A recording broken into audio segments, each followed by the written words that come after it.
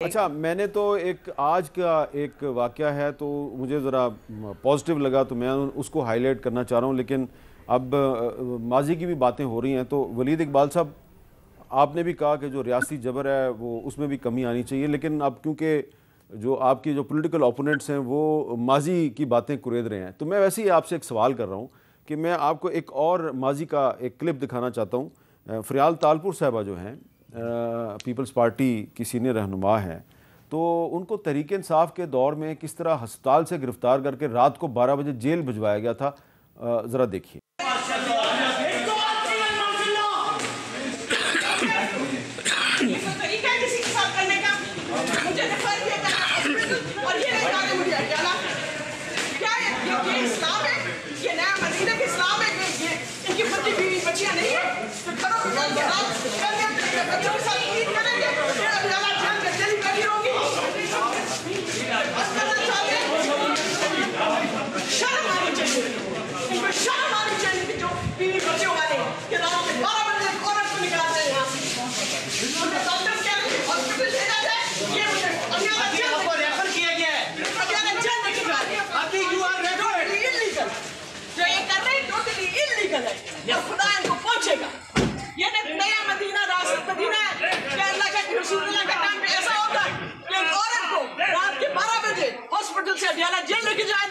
اچھا، اب میں پوچھنا یہ چاہ رہا ہوں کہ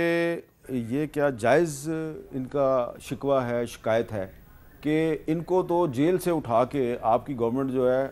ہسپتال لاتی تھی، ہسپتال سے پھر رات کو 12 بجے دوبارہ جیل بھجوا دیا جاتا تھا، لیکن وہ کہہ رہے ہیں جی کہ بشرا بی بی کو آپ جیل میں نہیں رکھ رہے، ان کو بنی گالہ میں ان کے گھر میں بند کیا گیا۔ سب سے پہلے مجھے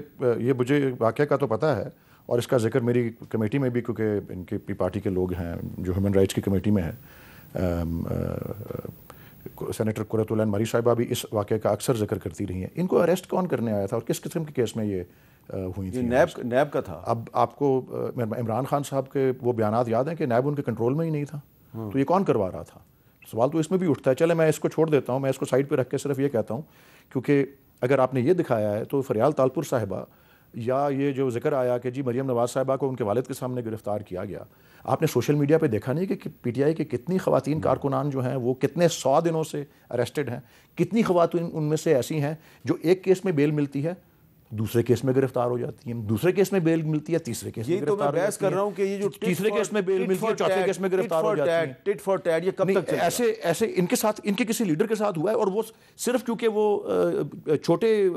کارکنان ہیں ان کو کوئی نہیں، مطلب یہ بڑے اسپیشل لوگ ہیں جی۔ میں صرف بتا رہا ہوں آپ کو کہ کس کو 8ویں 9ویں 10ویں روبکار جاری ہوتا ہے، جیل سے باہر نکلتے ہیں، پولیس کی پک اپ کھڑی ہوتی ہے کہ جی نہیں آپ ادھر نہیں تھے، وہ آپ نے ماڈل ٹاؤن میں مسلم لیگ نون کے اس کو آگ لگا دی تھی، یا آپ نے اس پہ حملہ کر دیا تھا، نہیں جی نہیں آپ ادھر نہیں تھے، آپ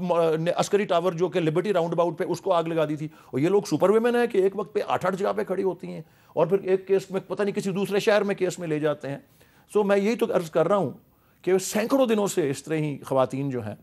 میرے خیال میں ایسی کوئی مثال موجود نہیں ہے پاکستان کی پوری سیاسی تاریخ، پاکستان کی اریسٹ اور بیل کی تاریخ کے اندر کوئی اس کی مثال جو ہے وہ موجود نہیں ہے۔ اور یہ جو عمران خان صاحب جو ہیں، ان کی بیگم صاحبہ کے بارے میں ان کو کہا گیا، وہ خود آئیں اڈیالہ جیل میں جب سینٹنس ہوا، ان کو ان کی مرضی کے خلاف وہاں سے، ان کی خواہش بالکل نہیں تھی، ان کو جان بوجھ کے وہاں سے لے کے گئے ہیں، مجھے اس کی وجہ نہیں معلوم، لیکن حامد خان صاحب کا آپ نے بیان چلایا نا، میں بھی اسی کی تائید کرتا ہوں۔ اور یہ جو جاوید لطیف صاحب نے کہا سائفر کیس کی بات کی، توشہ خانہ کے کیس کی بات کی، انہوں نے کہا کہ میرٹ پہ یہ فیصلے ہوئے ہیں، ہرگز یہ میرٹ پہ فیصلے نہیں ہوئے۔ یہ ہم سمجھتے ہیں کہ انصاف کا قتل تھا، انصاف کا جنازہ نکلا ہے ان کیسز کے اندر۔ اور آپ اخباریں کھول کے دیکھ لیں، آپ تجزیے دیکھ لیں، آپ اداریہ دیکھ لیں، کوئی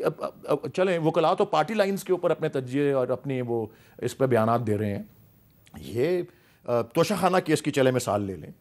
یہ جج صاحب کے پاس اتنا وقت ہے کہ وہ اس کو ایسے راکٹ کے اوپر جلائیں بٹھا کے اس کیس کو، اور اس سے بڑے بڑے کیسز جو کہ یوسف رضا گیلانی اور آصف علی زرداری اور میاں نواز شریف پہ ہوئے ہیں، گاڑیاں نکالنے کی توشہ خانہ سے، ان کو چلانے کا ٹائم نہیں ہے ان کے پاس، اور اب 11 مارچ کو ریٹائر ہو جائیں گے یہ وہ۔ اور پھر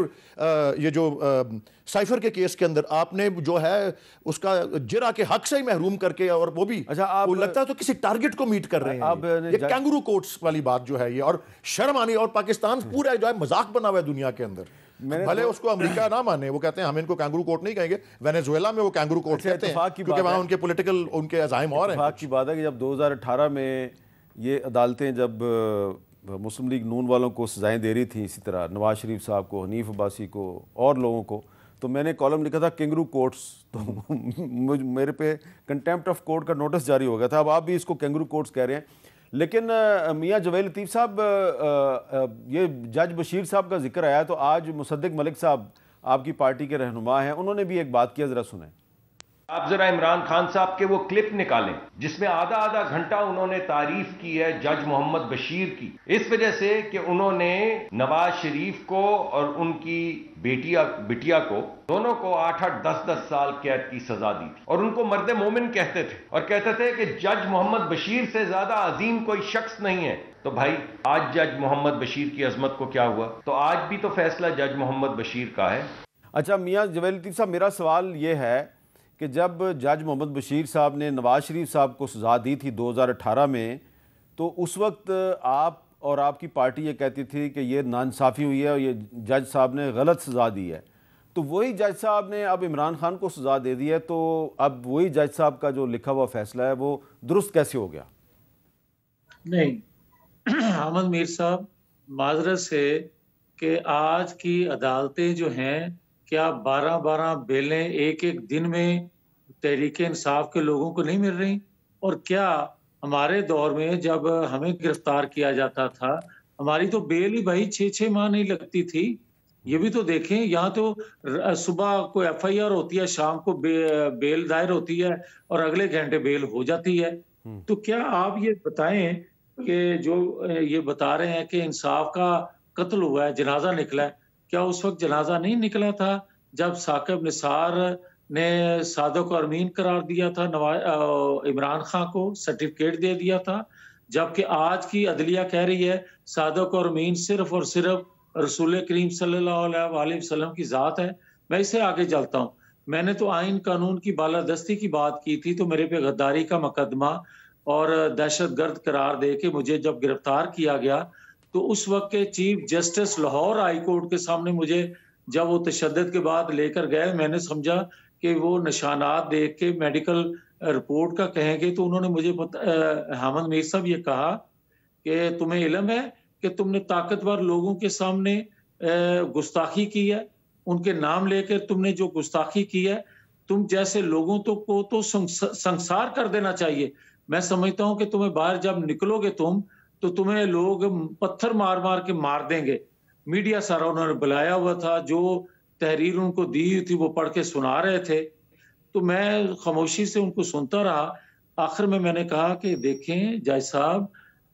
مارنے والا بچانے والا صرف اللہ کی ذات ہے. آپ کے ان الفاظ سے نہ کوئی سنسار مجھے کر سکتا ہے اور نہ آپ کی خواہش پوری ہو سکتی ہے، نہ آپ کی تحریر جنہوں نے دی ہے ان کی خواہش ہے. وہ جو جج صاحب ہیں انہوں نے بالکل آپ کے ساتھ نامناسب رویہ اختیار کیا، غلط بات کی. لیکن میں دوبارہ آپ کو ایک اچھی چیز یاد دلاؤں گا. اسی زمانے میں جب آپ پہ بغاوت کا مقدمہ قائم کیا گیا، آپ جیل میں تھے، تو میں نے اپنے پروگرام میں سینیٹر علی ظفر صاحب سے آپ کے بارے میں سوال کیا. تو شاید آپ کو یاد ہو کہ سینیٹر علی ظفر صاحب جو ہیں انہوں نے آپ پر بغاوت کے مقدمے کی مذمت کی تھی اور یہ کہا تھا کہ آپ کے ساتھ زیادتی ہو رہی ہے. اور اسی لیے آج جب کیپٹن صفدر صاحب نے ایک اچھا جیسچر دیا ہے تو میں اس کو ہائی لائٹ کرنے کی کوشش کر رہا ہوں، صرف اس لیے کہ اس طرح کی مزید مثالیں قائم ہونی چاہیے.